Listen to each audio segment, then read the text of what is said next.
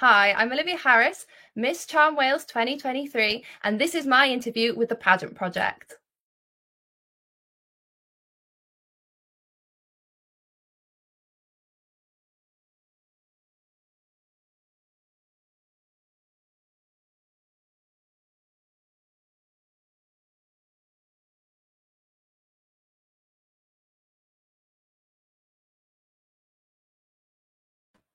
Hello, everyone. It's Adrian from the Pageant Project, and my first guest of 2023 is Olivia Harris, who is Miss Charm Wales 2023.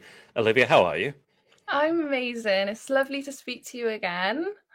How are It's you? been, I'm doing well. I was just telling Olivia before we went live on air that the Australian summer weather is better than the Welsh winter weather, but that's probably not going to surprise anyone. Olivia, it's just obviously been Christmas and New Year, so how was your festive period?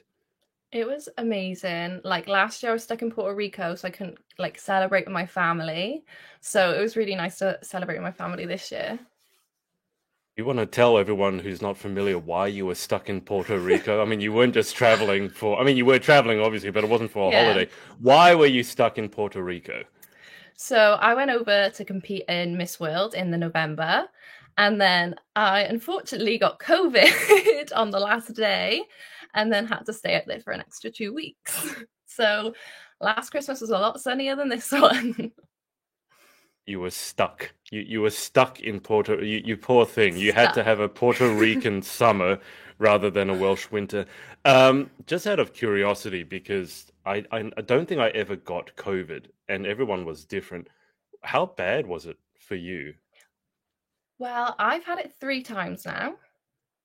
So I know it's crazy. So I've Three. had it 3 times. Yeah, I had it in the August before. So I didn't even think I was going to have it. Yeah. And the day we tested, I felt absolutely fine. Like no symptoms, was nothing.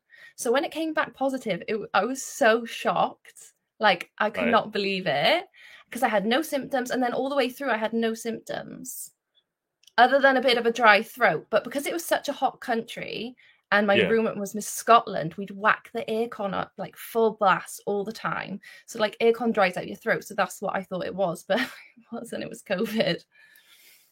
I thought after you have it once, I know it's not quite like this, but I thought after you have it once, you're supposed to have some sort of Yeah. resistance or immunity to it. How? I don't think I've ever heard of anyone getting it three times. I've heard of people getting it twice.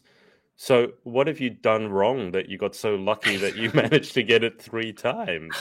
I don't know. I thought like the first time I got it was like right at the start when like COVID, like we all went into lockdown and stuff. I had it then. And then I got it in the August before flew out into like November, December time. So I thought Yeah. I was like still immune to it because there's supposed to be like that time frame where you're not Yeah. really supposed to get Yeah. it. So I was like, I'm fine. Like I know I'm okay. So then when I got it again, I was like, right, I was not fine. Wow. Okay. Well, they talk about luck of the Irish. Luck of the I know. Welsh, obviously, is maybe not so good. I mean, if I take you back to then, it seems ages ago. I mean, that was your first ever pageant, wasn't it? Miss World Wales. Yeah. And So that when was you my first entered, pageant. you were 18, all of 18. Then we had the giant pandemic, which brought the whole world to a standstill. Then you won Miss Wales. Then eventually, when you got the chance, then you went international with your first ever pageant, and now you'll be going international again for your second pageant into Vietnam in February. How does it feel when I put it like that? I mean, your first two pageants, it's got to be a bit of a whirlwind, hasn't it? Yeah, it was crazy because I was a finalist for 2 years because of COVID. So I entered when I was 16. So then I spent 2 years like competing as a finalist, Yeah. as you do. And then coming towards like when we all got like when the final was, I was crowned then in the September. I had literally like 10 weeks or something like that to prepare for Miss World, flew out to Miss World. Um, Competed at Miss World, came back, handed over in May, and then my original plan was to like take a whole year out and like figure out what I wanted to do next. Like maybe I was just gonna judge for a little bit and see how it all panned out. I wanted to look into other pageants that I could do, other systems. And then I had a call from my director who was like, there's like a pageant in Vietnam. They've been trying to run it now for like 3 years, but couldn't because of COVID. Yeah. They're like interested in you representing Wales over there. Like they run Miss World Vietnam. So it's all like pretty legit sort of thing. Like, how do you like feel about doing it? Just give me a call back, have a little think. So it didn't really take much persuading because I was like, it's an opportunity. Like, I'm not going to pass up an opportunity to do an amazing pageant like that. So I was like, okay, off I go again. Your director didn't have to twist your arm too much to get you to. Definitely not. Have you ever? I know you've been doing a fair bit of traveling. So obviously you went to Puerto Rico for Miss World International, and then you were over in America just before I was in America, actually back in July. Have you ever traveled to the Vietnam sort of area of the world, Southeast Asia? No, I haven't. So this will be my first time. I was speaking to Noki about it actually because I know she went there for Grant. Yeah. Just to get some tips, because I remember when I was over at Puerto Rico, like the humidity and the hair situation. So I was like, what's the situation over there?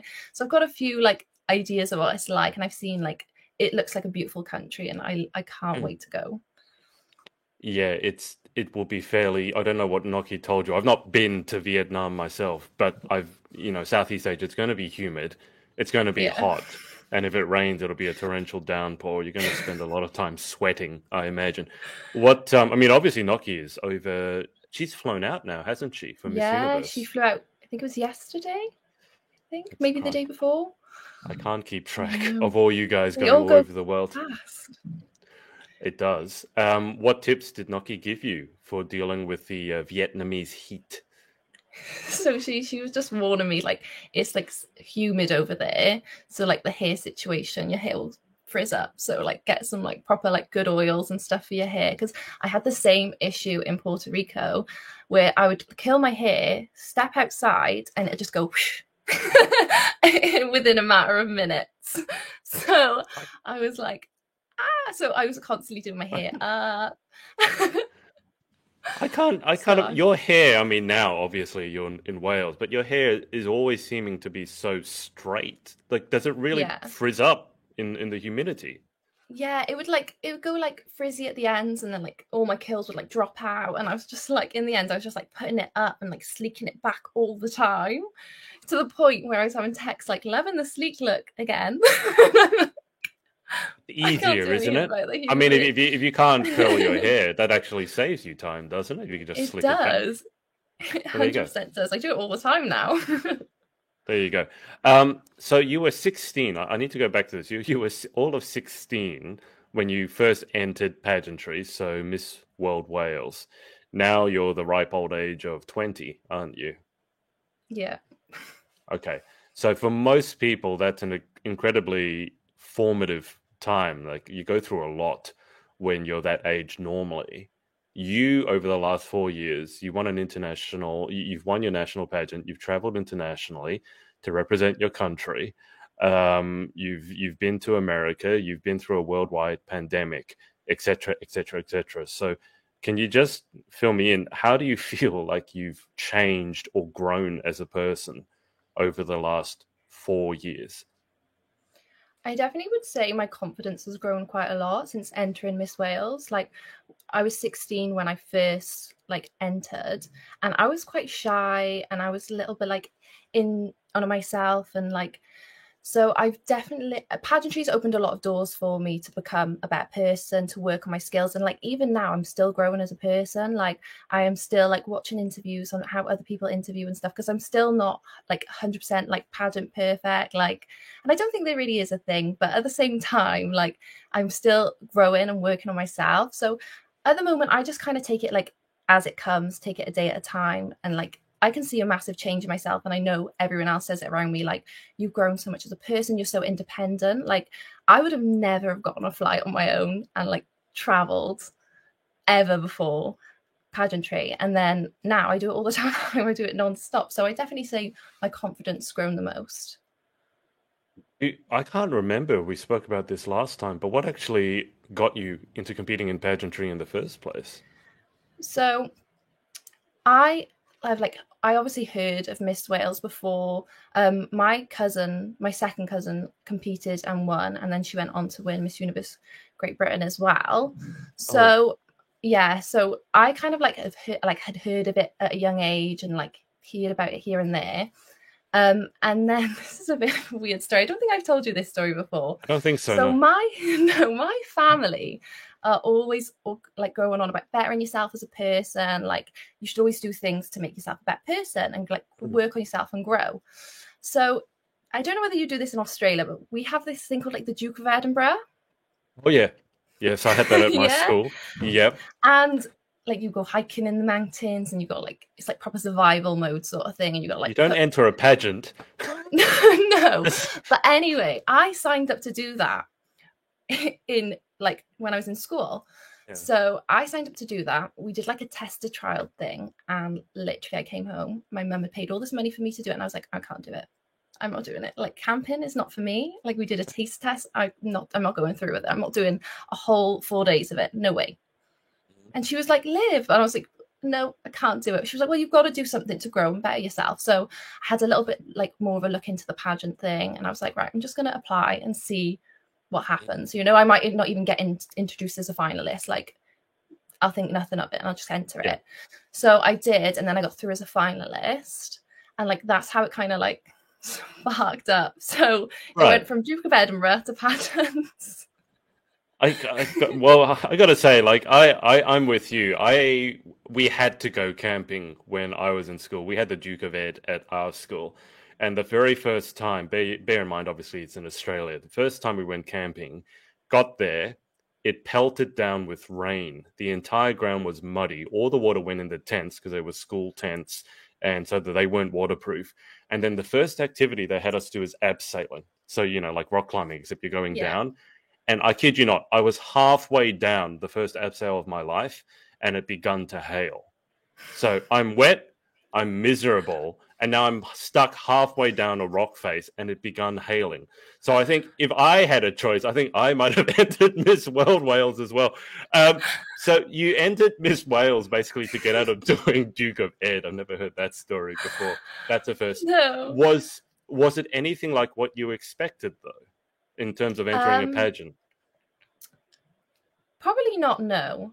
I entered it and I was just like, I'm going to see how it goes. I looked into it. It looked like good fun. So I was like, I'll have a little look. And then you go for when you do your interviews to get introduced as a finalist and get put through as a finalist, the director does like a whole presentation to like basically show you what you're signing up for.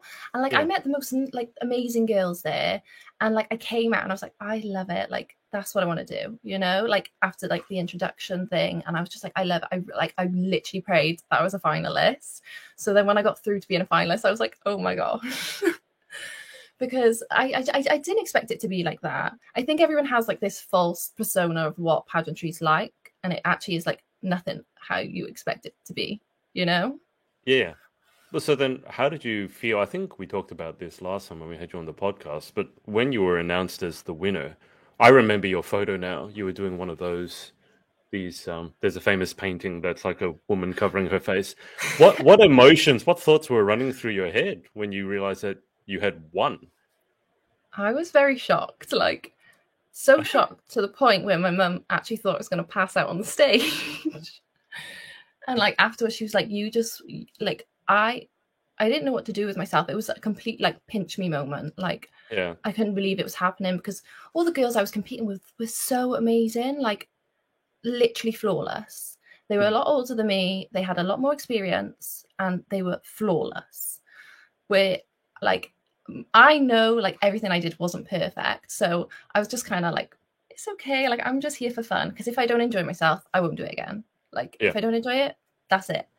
So I was just trying to enjoy it and soak up everything. Yeah. So when I got announced, I was just literally like, I can't even describe. Well, I remember the photo. Absolute You remember shock. that photo? There's a photo of you with your hands over your mouth. I'm glad you didn't pass out because you're quite Me tall. Too. My mum was like, your face, you were going to pass out. I was like, I wasn't, but thanks. Have you ever passed out before? No. No, okay.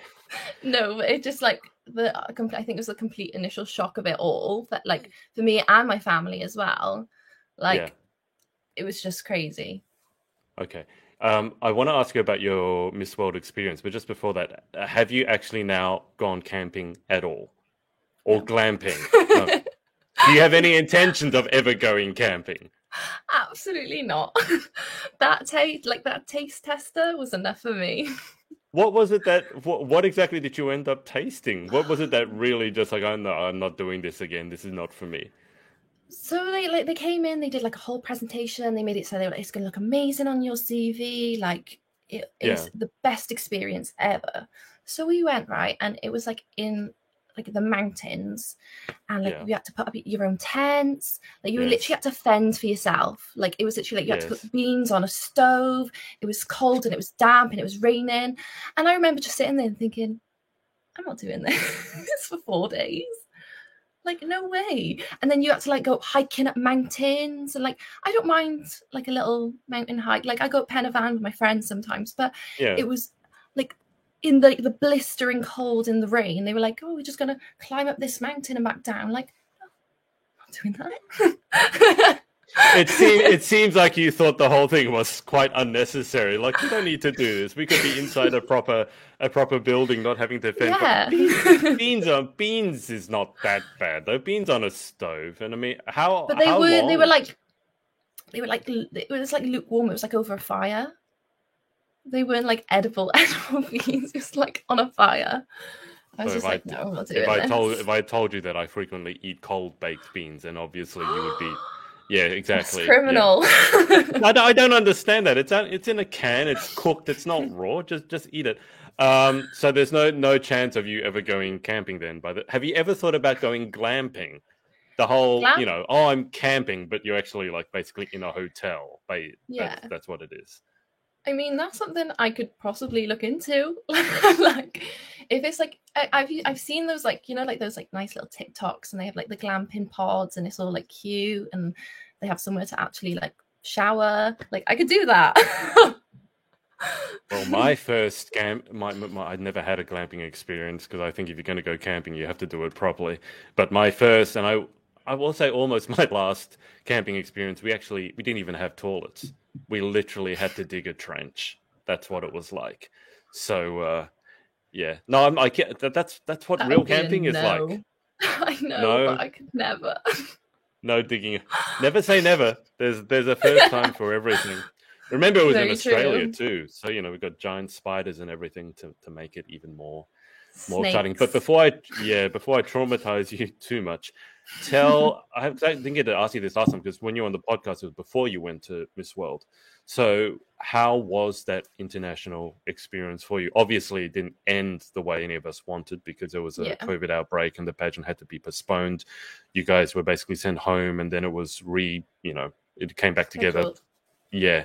But how was the experience up until that point?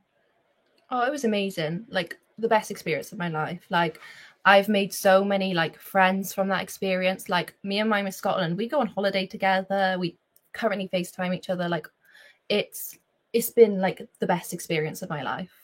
Like hands down. Like from start to finish. I know it even didn't finish great, but it like bonds you and your friends, like you girls, for life. Like nothing else can change that, And like the organization was amazing. Like everything was spot on, perfect. I mean, there was a few situations where you had to like rush to get ready and things like that. But other than that, it was just amazing, hands down.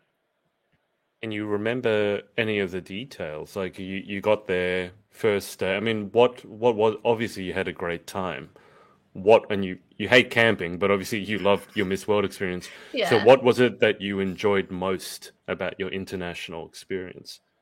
Well, because we were over there for 4 weeks, we had quite a jam-packed schedule. So every day there was plans for us to do stuff, and whether it was like a little competition thing between us girls or going out into the streets of Puerto Rico.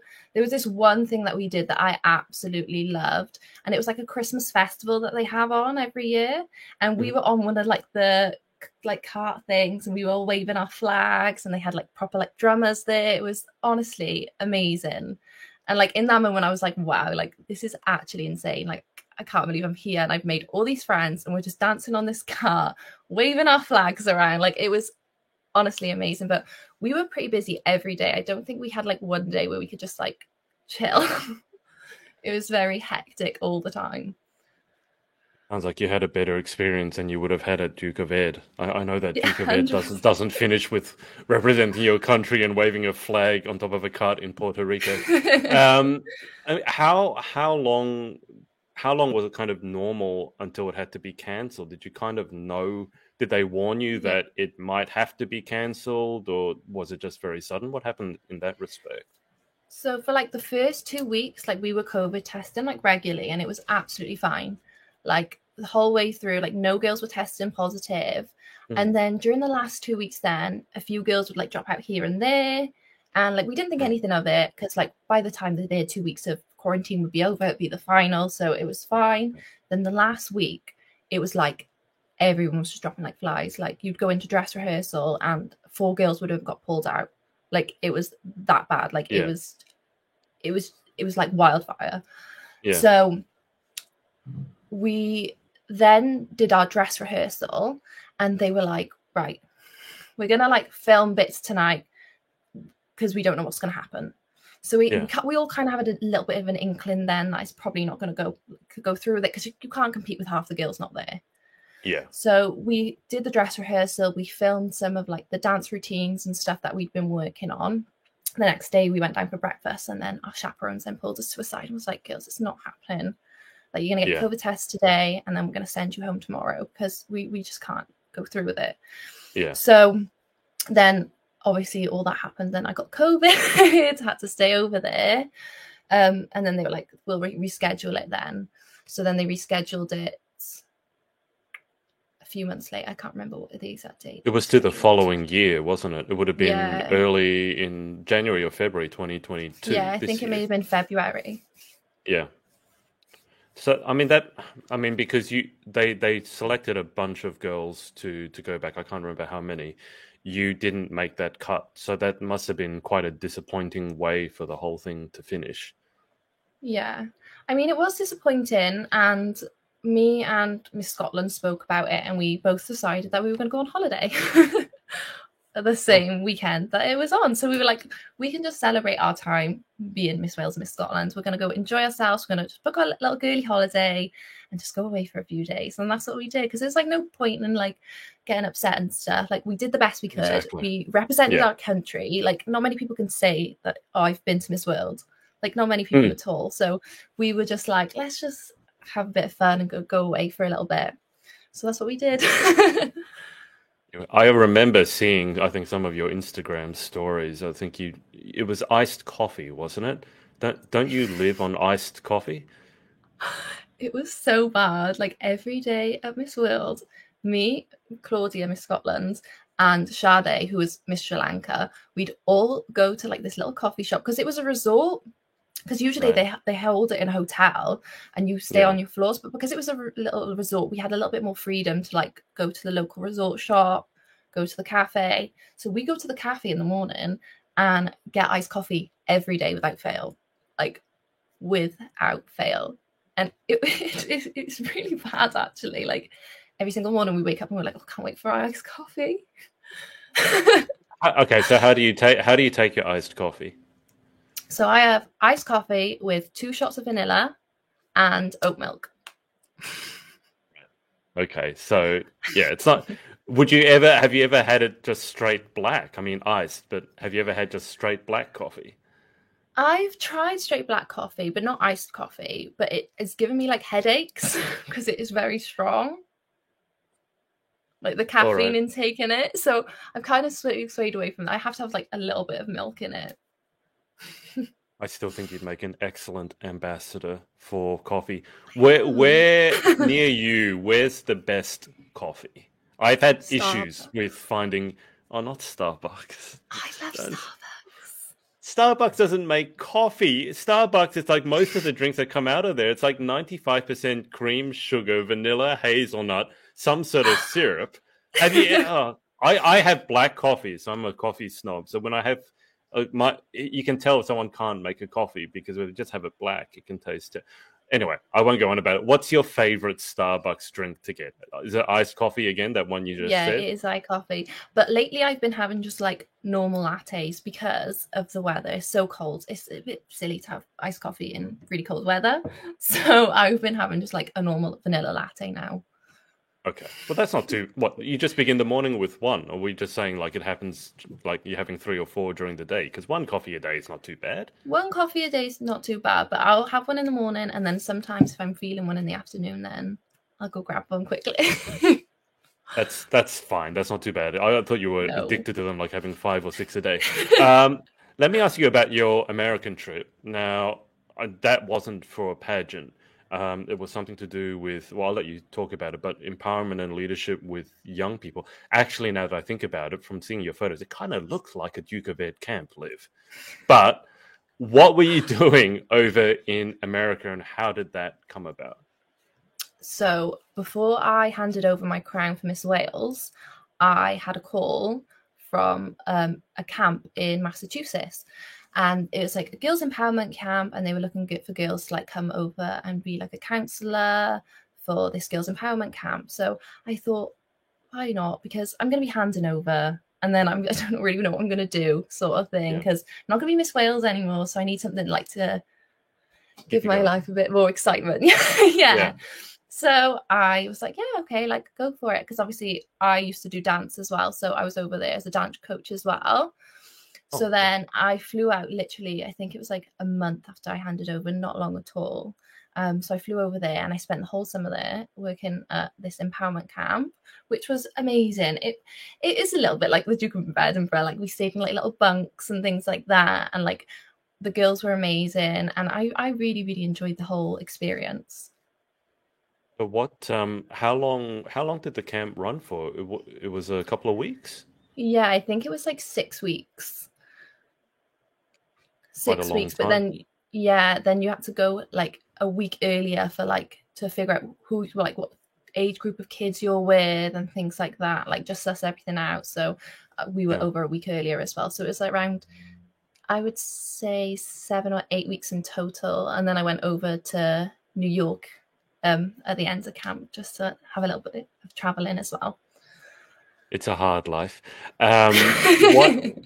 Run me through what sort of activities, what happened at the camp. I mean, women's empowerment is obviously a huge thing, and it's a huge part of what Miss Wales and pageantry in general is supposed to be about. So, what sort of activities were you getting the girls to do? So it was more of like it was like a fun empowerment camp because these girls Mm. age range from like 6 to like 15, 16. So Okay. they're still quite in that young age. So like a day-to-day run would be like we'd wake up our girls from our bunks and stuff. Then they would do like loads of activities during the day, whether it was dance, they used to do like waterboarding and things like that, arts and crafts. And it was just developed in them as a person. Like you'd be that person that they'd go to if they had any worries, any troubles. Hmm. And I was paired with quite like my girls were 13, so they were like going through those stages as every teenager does. They're quite like hormonal, and they have like this false persona of confidence and what it is, and being the loudest person in the room. And once you break down those barriers with those children, then you really see who they are as a person, and then you build them back up, basically, you know? Yeah. I worked quite a lot with teenage girls when I was tennis coaching, and yeah, I know exactly what you mean. The Um, dramas. Well, yeah, no, yeah. I often say when you work with teenage girls, like it was tennis coaching for me, but it wasn't so much about tennis coaching. It was more about life coaching, really, because Yeah, it is. almost always the big problems. And I don't know if you dealt with this when you're at the camp, but almost all the problems that come up, they're much more important than, at least in my case, tennis, because you have some girls who are going 100%. through eating disorders, mental health. Some have parents that have separated. And I mean, the list of issues that, I mean, is endless. Is that what you found Yeah. as well? Yeah, I think as well. So the camp I was with, the parents were quite wealthy and stuff, but then the Mm, other issues that they had going on just outweighed all the things that they had. And like mm, they were honestly the best girls ever. Like they were so lovely, but you really have to break down those barriers in the yeah. beginning. you know, because they'll come in, they came in like, I hate this camp. Mhm. My parents just send me here because they don't want me around. Like, that's the Mm. sort of vibe it was like. And it was so upsetting to see, because you know in your heart that that's not that girl. That's not the Yeah, way this girl is. That they're just, this is an act. This is yeah, not. And then once you get to know them and they trust you, you break down those barriers, and then they start to open up, and then you can build them back up again to be like a stronger person, you know? mm. And like different situations which they would deal with different things wouldn't be the correct way. And that's where you can step in and be like, no, Yeah, like, I'm going to deal with this a different way. I'm going to like speak it out, you know? And like at the end, to see it from the start to the end was just so rewarding. So rewarding. yeah. I can imagine. Did it feel a little odd at all, given that when you were over there, you were still in your teens? Did Yeah. it feel kind of weird, or did it feel good, or did it feel both to sort of be this really formative person, at least in young girls' camp experience, that you're only maybe, let's say, 5 or 6 years ahead of them? I mean, I think life is not just years, it's measured in what you've done. So in your case, you've Yeah. done so much, it's probably not quite a fair comparison. But did it feel odd, or did it feel good that you were only maybe a few years older than them and Mm. hopefully able to help them a lot, guide them a lot? Yeah. I think, to be honest, I was a little bit concerned about that as well. I was like, only a few years young, like older than these Oh, girls. So like, are they going to take what I'm going to say like seriously or not? But I found it worked better because I was little bit more relatable, because I mhm. only am a few years older than them. So it was easier for them to relate to me than someone who's 27, you know? So Yeah, it was easier to kind of get on their level and for them to like understand. yeah.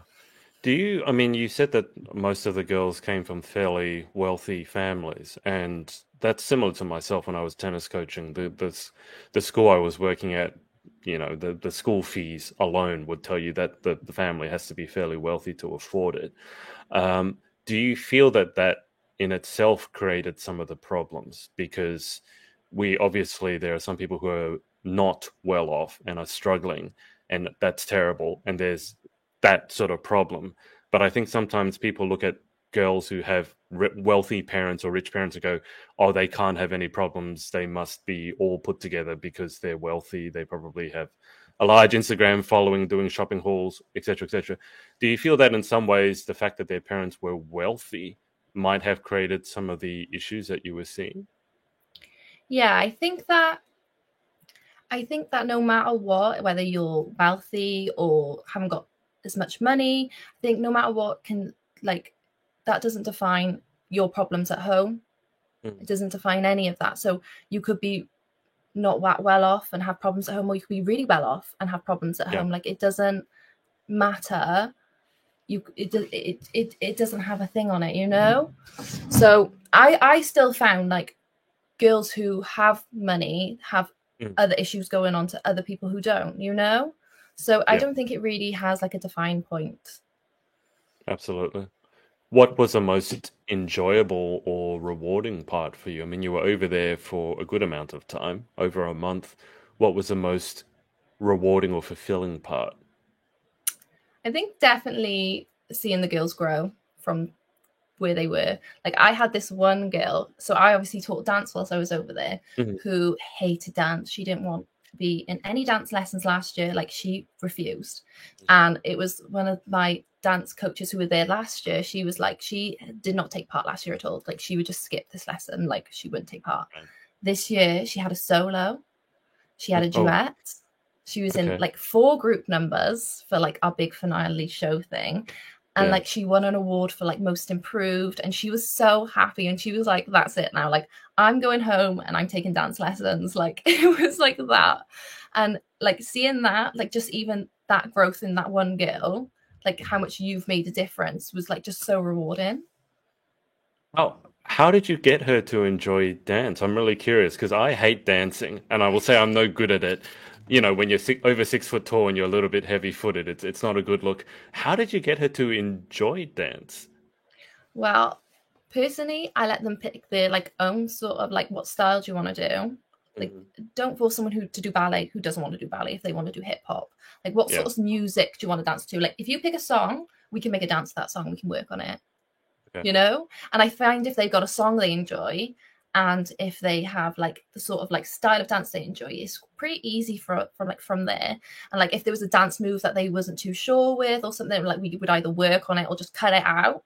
So we'd only do like stuff that they were like comfortable doing, because some dance moves are really like awkward and twisty. So just keeping it at that level where they can keep up with you. Yeah. Well, that sounds amazing. I think I feel about I feel about dance the same way you probably feel about camping. So I'm not sure. There's just me and dance don't see eye to eye. But you were over there for 6 weeks, and then you went to New York. I mean, I have to ask, was that your first time in New York? Yeah, it was. How did you find it? Did you spend any money? Did you eat any foods?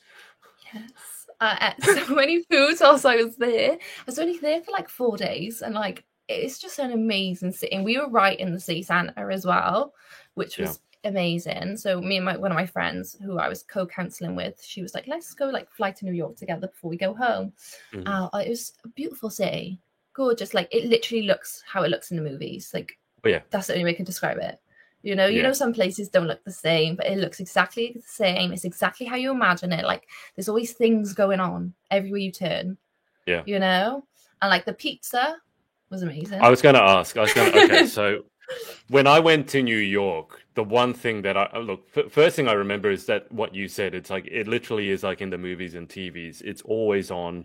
It's always bustling. There's always something to do, which is why I think you either love New York or you hate it. Because if you want things to be quiet, I think it'd be very difficult in New York to just, have some time to yourself. The second thing I remember though is the pizza, that thick, I don't know what sort of pizza you get in Wales, but in Australia, that's not the sort of pizza that we have. That really thick crust, a lot of cheese. Is that the pizza that we're talking about? Yeah, it was so good.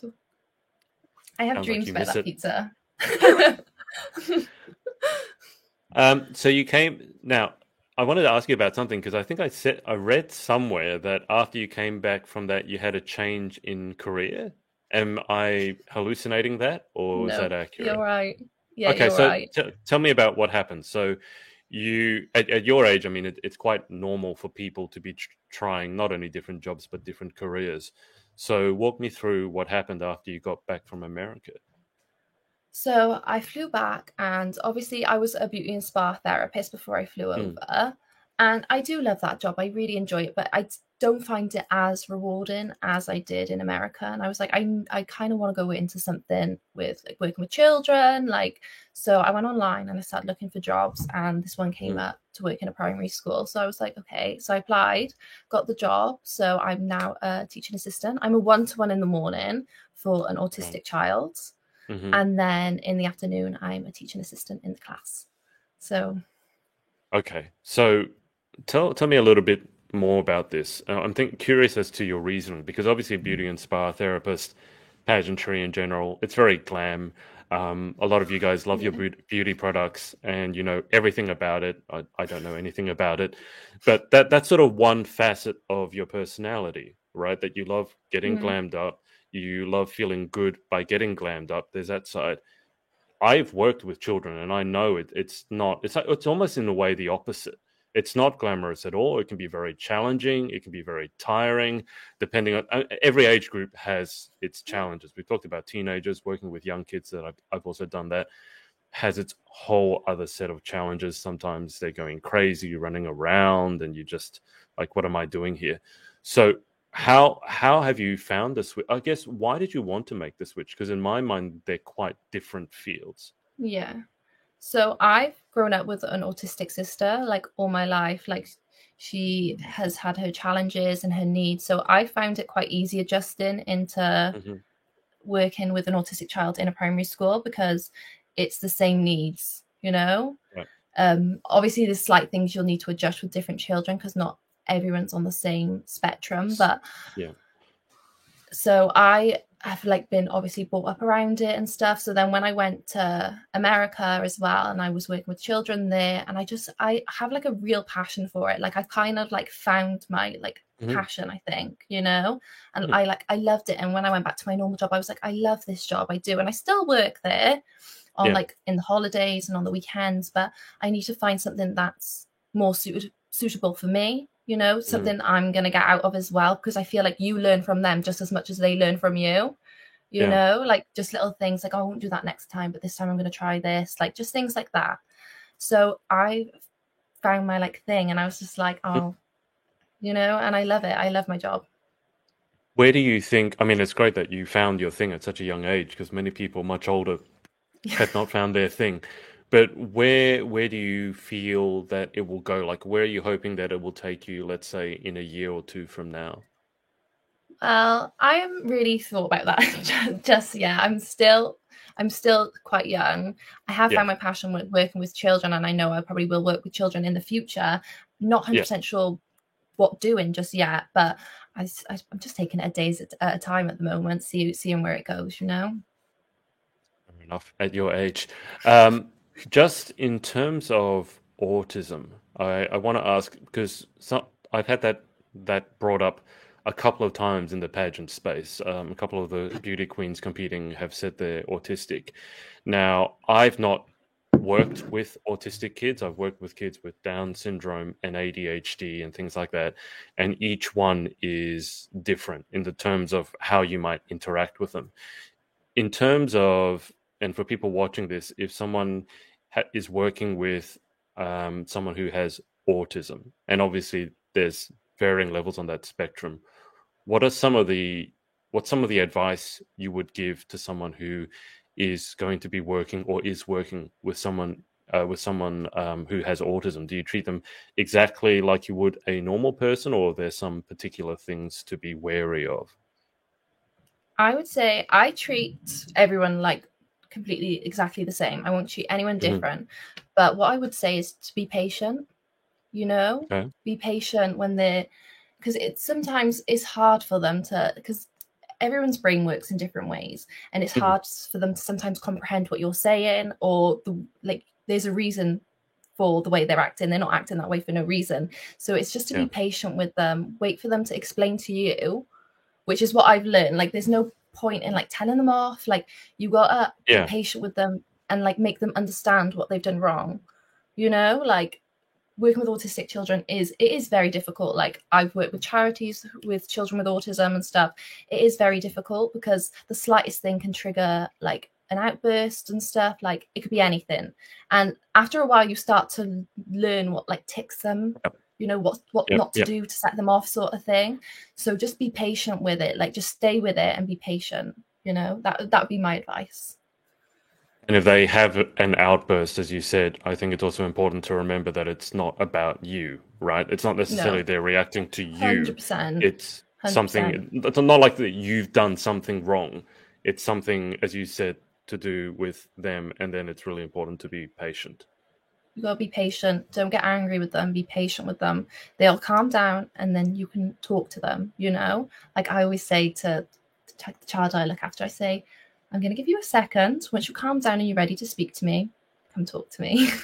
And then after a while, they'll calm down and they'll come over and they'll say, "This is what annoyed me." I'm like, "Well, what Right. can we do to improve that then? Like, what can we do to change Yeah. that? To stop that happening again?" There's no Yeah. point in, because you shout at them or tell them off, it'll It just make the gets whole worse. it'll escalate the situation. And I've Yeah. learned that with my younger sister as well. You Yeah. like tell them off or say you can't do that, it'll No. escalate the situation to Hmm. a whole new level. You've got to be patient. Yeah. There's no point of pouring fuel on the fire, so to 100%. speak. Does the fact that you were Miss Wales come up at all when you're working with the kids? I mean, did it come up at all in the camp? It did come up in the camp. I have like a little book of like my Miss Wales journey that I made. Okay. I made it for my grandma originally, my grandma, my ganga, and then I made one for my family as well. So I took it over with me, and I would show my girls, and they'd be like, because it's massive in America. I didn't realize how big I it would is in say America. much bigger It's than in huge. Wales. Yeah. Yeah. And they were like, "This is amazing. Like, Hmm. oh my gosh, like, what are you doing here?" That's what I get all the Yeah. time. Slumming it. What are you doing at slumming with us? Yeah, because over there, so you Miss World Wales. Obviously, there is a Miss Yeah. World America, and Miss World is one of the biggest pageants in the world. So were the girls a little bit blown away by the fact that you were Yeah. a Miss World contestant and you were slumming it with them, so to speak? Yeah, they loved it. They were like, we need to take selfies and then we got to post them on Instagram. And then when I get home and I follow you, you got to follow me back because they're not allowed their phones inside the camp. They have to leave them. So like Yeah, when I get okay. home and I follow you, you have to follow me back. So I can say Miss Wales follows me. Okay. All right. Did you follow them all back? Yeah, I did. Bless them. Fair enough. Does the fact that you're Miss Wales come up in your day to day now, or teaching the young kids? Not the young ones because I feel like they're Yeah, too young to understand, but with the other members of staff, yeah, it has come up a few times and people have gone, I've Googled you.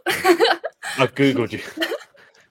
I hope That's any happened a few times. I hope any good stuff comes up when they find out when they Google you and find out, oh, this young lady was Miss World Wales. What's the normal first reaction that you get? Well, it's usually like, you didn't tell us. Oh my gosh, this is amazing. And then my one co-worker who I'm quite close to now, she was like, I've told every single person I've ever met in my life that I work with Miss Wales. So it's a point of bragging for them. They get to show you off, so to speak. Um, Tell me more about the Miss Charm system. Is it coming up in February? Yeah, so I fly out the 2nd of February. So it's not Okay. long to go now, but I feel more prepared this time because I know Yeah. what to expect from an international pageant. So I'm Yeah. like, I know what I need to pack. I know what I need to get. Like, I think the only difference really is there's a bikini round in this one, which they don't have at Okay. Miss World. So I've had like a whole schedule sent through to me the other day of like what's happening, what's going on, what I'll need. So I'm getting all that sorted. So I feel a lot more calm this time because when I went to Miss World, I had like 10 weeks, never been to an international pageant before. And me and my mum were literally just running around like headless chickens, trying to get everything sorted. Like, it was crazy, like absolute madness. So I feel a lot more prepared this time. Right. So what are the different sections that you'll be? So you said this is the first Miss Charm because I was sort of looking back, and I know they had tried to start it before, but Yeah. pandemic, made it impossible. So what are the different rounds that you'll be competing in for Miss Charm? So there's national costume, Hmm. then there's the bikini round, and then Hmm. there's ball gown, like evening wear. So Right. those are the three categories. So it's similar to Miss Universe. Right. So they do the national, bikini, and evening. is there any offstage component? Is there any interview or question and answer? Yeah, there is. Yeah, there is an interview. There's a closed door interview. Right. I think they might do question and answer on stage as well. I'm not 100% sure though. Yeah, well, I mean, if it's their first time going through, they might be adjusting it as well. How Yeah. long does will the pageant be going for? Because obviously Miss World is one of the longer ones. It goes for about a month, which is a very long time to try to be pageant perfect. How long is Miss Charm going for? It is only 2 weeks, so it's not too bad. Okay, So I so won't it's have to take as much stuff. it's a bit more compressed then. Yeah. What are you most looking forward to? Actually, I'm most looking forward to. There's a few of, well, one I know of, like so far, ex like Miss World girl. So there's like a few Right. ex Miss World girls going. Yeah. So I'm quite like excited to like get reunited with them. So you're going to have a catch up. Yeah, I think it'd be lovely. Like, we could compete at Miss World together, and now we're competing at Miss Charm together as well. So I think that would be really nice. And I'm so excited to see Vietnam as well. That's another thing I'm excited for. Do you have any plans to travel around Vietnam after the pageant, before the pageant, or is that part of what you're doing at the pageant? They'll be taking you around Vietnam to see the sights. I think they are taking us around to do a few little tour things. But I was hoping to stay for a few extra days, but I don't know whether I'll be able to. I'll have to see with work, see if I can book it off for a bit longer. Yeah, I mean, it'd be a shame if you fly all the way there to not spend Can't at see least a it. few extra days. Um, what does Miss Charm stand, as I said, it's because it's a new system. So does Miss Charm have a particular advocacy or something that it stands for? Obviously, Miss World has what it stands for, Universe, Grand, etc., Miss Earth. Where does Miss Charm fit in? Miss Charm is like about promoting tourism to your country and about Okay. your country's culture. And as a proud Welsh girl, I thought that's proper up my street. So I was like, yeah, That's perfect. Okay, so tell me about Wales as a proud Welsh girl. I've spent a bit of time in Wales because my ex-girlfriend was living in Wales, so I spent a bit of time there during winter. I might add, I wasn't impressed. It began snowing and Did raining, it? and then it was cold. It was just it was miserable.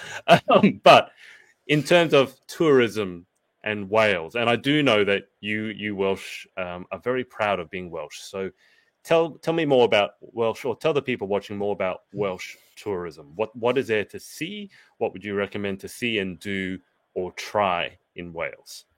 So I would definitely say try our Welsh cakes Hmm. because Yeah. they're amazing.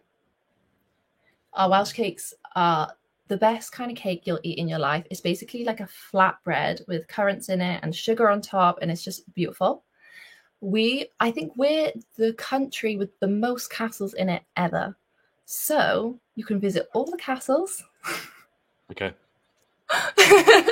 all of them. We have Welsh museums like St. Fagans, where it is literally like as soon as you walk through the thing, you go outside and it's like what old Wales used to look like old houses, like it's like Yeah. an old Welsh village inside, which is really cool.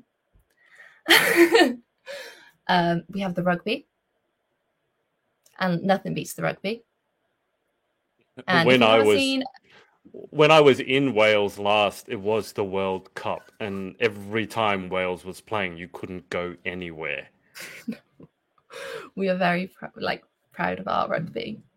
I mean, if you haven't seen a Welsh rugby match, you should, especially if it's England versus Wales. Like that's the best. That is the best game you Yeah. can go and see ever. It's the best The game you can go and atmosphere. see if Wales wins, I'm assuming. If Wales doesn't win, then it's probably not the best game ever. You've been to America, okay? Could you explain to an American what rugby is? I could try.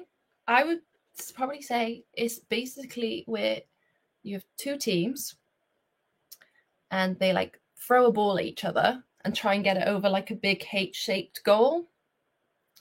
And in between, they do like scrums where they all like scrum up together and tackle each other. It's a bit That's different like to American football, right? I mean, when rugby football, and then when Americans talk football, they're yeah. they're thinking very, very different. I don't think they have rugby over there at all, so I don't think they know about scrums or things like No, that. I think the American football is similar Yeah. to rugby, isn't it? No, Or American is it football is not? the ones with a quarterback. It's the one where they throw the ball in a tight spiral. Oh, They okay. they have the people up front, and then they Yeah, throw the ball to the quarterback, and the quarterback calls the play and chucks the ball. Whereas rugby, it's a lot more kicking. So that's why I yeah. think like a lot of Americans would be very, very confused, because obviously in the UK there's cricket as well, and trying to explain cricket to an American, you've never seen It's such difficult confusion in your because life. I did see a baseball game when I went to America, though. Okay, can you explain baseball to me? No, I had no idea what was going on the entire time. Is it quite a because Americans will complain about cricket that it's a bit of a slow sport, and I can understand that because in Test cricket at least it's 5 days. Baseball though, is it a It's so fast-paced long. sport? I was No, going to it's say. really long. We were So how long like were you? How long were you there for at the baseball we game? were there probably it was quite long, probably maybe 2.5 hours. And we left a little bit earlier because we wanted to miss all like the craziness after. So we left a little Right, bit earlier. right. So it's a long game, very From long. the look on your face, you look like you probably I wasn't your had no favorite game to idea. watch. Well, I had to go because I feel like if you're going to like Yeah. America and there's a baseball game on, you kind of got to go. So I went with a few of my friends, and it was in Boston. We went down to watch it, and it was like the Red Okay. Sox game or Yeah. something. Yeah. Yeah. Um, That's a big team, the Red yeah, Sox, and you're just and there looking very confused. yeah, the entire time I enjoyed it. I had no idea what's going on. You should have gone into. You went to New York. You should have taken in a basketball game. I know. I really wanted to see a basketball game, but I Yeah. don't think there was many running that when we were in New York. Okay. Right. I was going to say I'd be much more keen to go and see a Me basketball too. game because I understand, but I played basketball. Baseball, I have no idea really what's going on, and it takes, as you said, a very long time. So you're about to fly out in a month or so. So you said you're feeling calmer this I time than before. am. I feel like last time was crazy. Like it was. Oh, I took like two suitcases to Miss World as well for 4 weeks. Like that's how much I didn't have an idea of how much I would need. Like Two suitcases doesn't sound like a two lot. two suitcases, including like ball gowns and stuff. That's what I took to Miss World. Halfway through the journey, like halfway through the trip, I was like, I'm running out of clothes. Like, what am I gonna do? And then Paula, my director, was gonna fly out to come watch. Yeah. So I remember texting Paula and was like, is there any chance if my mum drops a can bring me suitcase to your clothes. house, can you bring extra clothes? She was like, yeah, I'll bring you a suitcase to you. So me and Miss Scotland, a pair of us, were ordering clothes, sending the clothes to my house.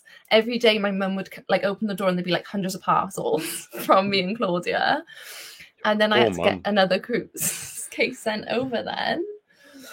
So I feel a lot more prepared this time. But that's good. How many suitcases are you taking over this time? Probably 2. I feel like 2 weeks. Yeah, 2 suitcases would make sense. It's half the length. So yeah. Two suitcases sounds probably right for 2 weeks. Doesn't sound right for 4 weeks unless you're a very good packer. Have you sorted out everything in terms of wardrobe? I mean, you said there's a national costume. That's always the interesting one because you have to come up with something that represents the Welsh dragon, so to speak. So is that all squared away now?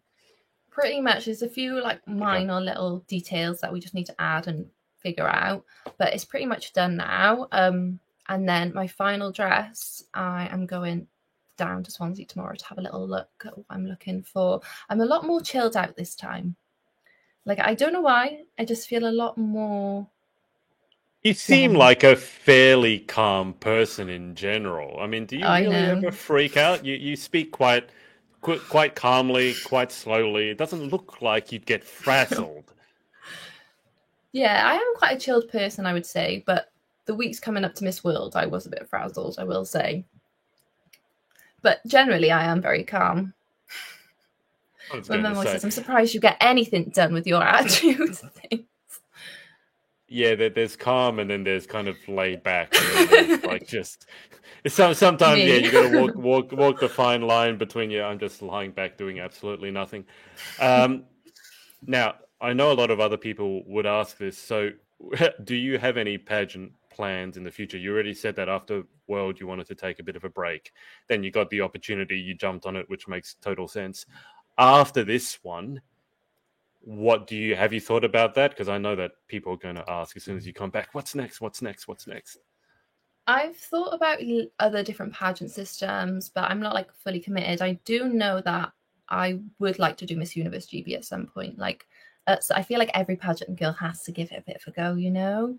Yeah. Like, that's like the big one that I think everyone would like to do and win. So that's when I would definitely say I will do that in the future. But for the other ones, I'm not 100% sure yet. We'll see. Do you feel like you want to live a little bit more life before you enter another pageant?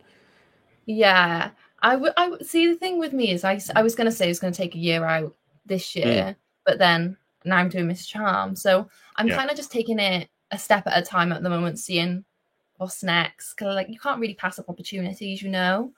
Like, if I didn't do it, I would so regret not doing things like this. So I'm just seeing how it goes, seeing how it all plans out. I guess, I mean, you were only 16 when you entered Miss World, and Miss World Wales, most people would say you want to probably be in your mid-20s before you enter that. So you bucked the trend there. I know you were over I think it was in Dubai with Emma Collingridge. So if you ever do decide to enter Miss Universe GB, obviously you have someone who knows the ropes, so to speak. 100%. Did you guys have a good time in Dubai? I mean, it looked awful with the sun and the sand, and that's just terrible. Yeah, it was amazing. So I flew over there with my family.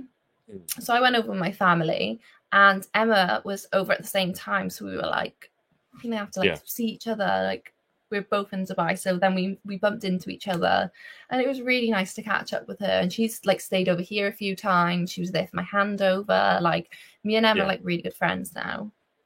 Nice. I saw a photo that the two of you took together. You made her look quite short, which I thought I was was almost quite touching funny. the skyscrapers, though. That's how tall I am. How tall are you? 179. I'm 5 foot. I would say 5'11" now. Yeah, so I'm very tall. And with heels as well. Talking about 6 foot. This is when I'm most glad that I'm over 6 foot, is when I'm around you guys in pageant land, so I don't feel really, really short. But I think even for myself, if you put on heels, I'd still be looking up at you, which I'm not used to. But that's a good height to be. Olivia, before we get to the final 10 questions, is there anyone that you would like to give a shout out to? Probably you guys at the Pageant Project and all the other pageant sites that have like helped me on my journey, because like I'd be nowhere without you guys. So I just want to say thank you to all of you. I haven't done anything. I've just talked to you.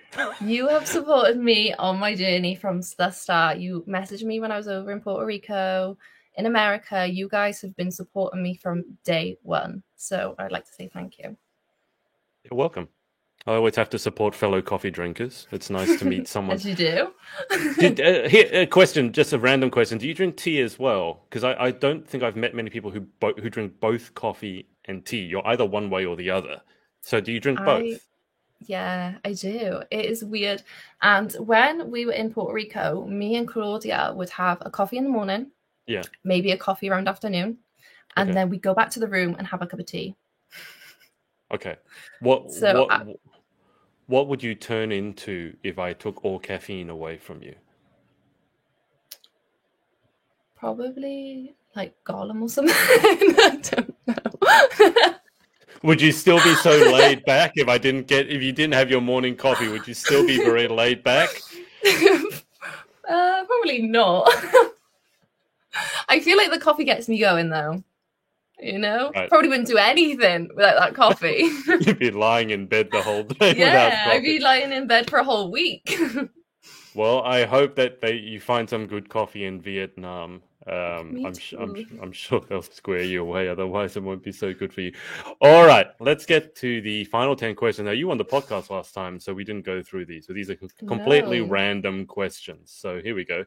Number 1, what is your favorite word? Kutch. Means hug. I know that one. Kutch. CWTCH. Yeah, it's different to like a hug though. It's like a proper like a squeezy hug. It's like a kutch. I can't describe it, but only the Welsh can kutch.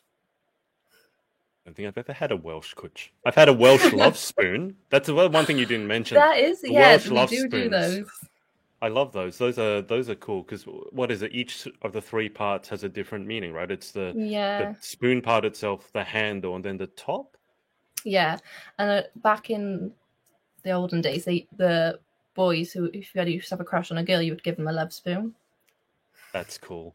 That's cool. I'll have to see if I can bring that back. I think that's much more original than a bunch of flowers. All right, number 2. What is your least favorite word? Bubbly. I hate that word. Why? Well, it's not my fault I hate this word because I never used to see a problem with this word. And then I went to like the Miss Wales training day where all like the finalists go and get basically trained on different things, interview skills. My director kept drilling it into girls' heads. Don't say bubbly in an interview. It doesn't actually mean anything. Like you're extrovert, you're not bubbly. Right. And it's been drilled into my head so much to the point now where if I'm judging in a pageant, when the girl comes in, I'm like, please don't say bubbly. Please don't say bubbly. Please, please, please don't say it. Because most people do say it. They're like, describe yourself in 3 words and they'll say bubbly. But it's just been drilled into my head now where I just can't stand that word anymore. That's a first. I've had several girls say their favorite word is bubbles, but I don't think I've ever had anyone say their least favorite word is bubbly. I thought you meant like a glass of champagne, a glass of bubbly. No, that's fine. What are they going to say? Okay, what's wrong with champagne? We just came out of New Year's. All right, that's a first. Number 3, in life, what gets you excited or what turns you on? That's a difficult question. You're too laid back. Right. I do know this. I'm a proper clean freak. Like, proper I can't clean tell freak. that from how clean your room is. I mean, Other it's way. all There you white go. and there's no dirt anyway. But continue. So, have you seen like those videos on TikTok where people like sort out drawers and make them super neat? And they I like don't put like the really. trays in like they put like all the like they make it products in trays and then put them into a drawer, and it's all just so neat. Yeah, like Marie Kondo kind of minimalism. Yes. Like those, I'm obsessed with those at the moment. That is what gets me excited. God forbid you ever get roommated with someone who's a bit of a pig, because one side of the room will be completely neat, sparkling, the other side will look like a bomb hit it. That'd be terrible. Okay, all right. Then question 4. That was what turns you on. Question 4 is what turns you off. Probably slow walkers. Do you want to elaborate on that? I mean, you're 5'11". You got long legs, so I imagine you I like to. do. So you don't like to take your time. You like to stride off. I'm like speed walking all the time. Like if I'm walking somewhere, I'm walking somewhere with a purpose. You know, Okay. like I'm not just doing a casual stroll. I'm like running. So when I'm stuck behind someone who's just really taking their time and really slow, it really annoys me. Have you ever thought about how that's sort of contradictory, that you're so laid back, yet when you walk, you have to run? How does that happen? Sweet. Like I walk with a purpose. Like I've got like usually I've got somewhere to go, so that's why I'm like running. So Okay, it's not because you're always running late. It's just because you've got a purpose. Maybe. Okay. All right. Number 5. What sound or noise do you love? Oh, I know this one. You know when you're inside and you can hear rain really hitting on a window? That sound. I love the sound of like rain hitting on a window and you're inside. It just sounds lovely. I like the sound, but if I have to go out in that rain, then I don't really like that sound. Yeah. No. It's good when you're going to sleep, but when you have to Yes. wake up to it, it's like, oh God. Okay. No. Number 6. What sound or noise do you hate? People chewing in my ear. Like, you know when people like eating in your ear? Mm-hmm. I don't like that. Don't like it. Like, you don't say like that wet chewing sound, and you can hear the food turning over and you over can, and over. like when you hear it at first, and you can't stop hearing it. And like it's like, you know when people are like eating crisps next to you and you're not eating crisps and you can just hear them munching and it just gets louder. And like I have to stand up and leave because that's how much it irritates me. That's not. I had one girl tell me that they had such a bad reaction to loud chewing, they would just break out into tears whenever they heard it. Like horrible. It is awful. Okay, so chew with your mouth closed, basically, Yes. is what you're saying. All right. Number 7. If you could have any one superpower, what would you pick and why? Ooh, probably teleportation. I think that would be pretty cool. Like just to travel anywhere and just go anywhere without even thinking about it. That would certainly help save money on air tickets, wouldn't it? Exactly. Think smarter, not harder. Yeah. Number 8. What job or occupation, other than your own, would you most like to attempt?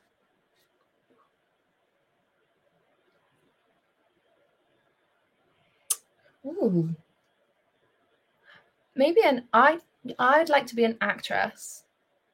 I think that'd be such a cool job. Like I think it'd be awesome, but I know I would forget my words, so I could never do that job. I'm sure if you practice it enough, you'd be able to remember. Have you ever done a play or a speech or something? When I was in like year 6, I got like a lead role in one of the school plays, and I was terrified of doing it. My mum was really excited, and like we'd practice my words every day, and she was like, "There's no way." And every time I would forget something, so I don't think I could. Genuinely, I think I just completely all the time forget my words. Okay. I reckon you could give it a try. At worst, it would give us a bit of a laugh. Number 9, what job would you definitely not like to attempt? Probably being like a vet or something. Like, I think being a vet, like it's I suppose it's like it's a bit of a sad job sometimes when you got to put like animals down, and I love dogs and things like that, so I don't think I could do it. Like I salute the people that do it, but like I just could never. Yeah, that makes sense. Final question. If heaven exists, what would you like to hear God say when you arrive at the pearly gates? Ooh. Probably something like, you took your time. Because I know it sounds like cringy and stuff, but my great-grandparents, they lived into the late 90s and stuff. So I would like to have like a long, fulfilled life, you know? So I'd like him to say, well, you took your time. Then why do you walk so quickly everywhere? If you want God to say that you took your time, why are you always running everywhere? So and next now time you're not running to come here. Yeah, next time you're stuck behind a slow person, remember what you just said and just take your time, right? Just walk slowly. I'll just remember those words. They're and when I get to the place, they'll say to me, you took your time. Absolutely. Well, Olivia, it's been a pleasure having you on. Thank you so much for your time. Thank you so much for having me on again. Thank you. And best of luck in Vietnam. I'm sure you will enjoy yourself. I'll keep you on the line for just a second whilst I hang up with the audience. Thanks everyone for watching, and we will speak to you next time. Bye for now. Thank you. Hey, thanks so much for watching. Sorority Access is now open. So if you'd like to join an amazing group of women and learn how to be the most powerful, confident, and impactful queen possible, head to thepageantsorority.com. I'll see you there and see you in the next video.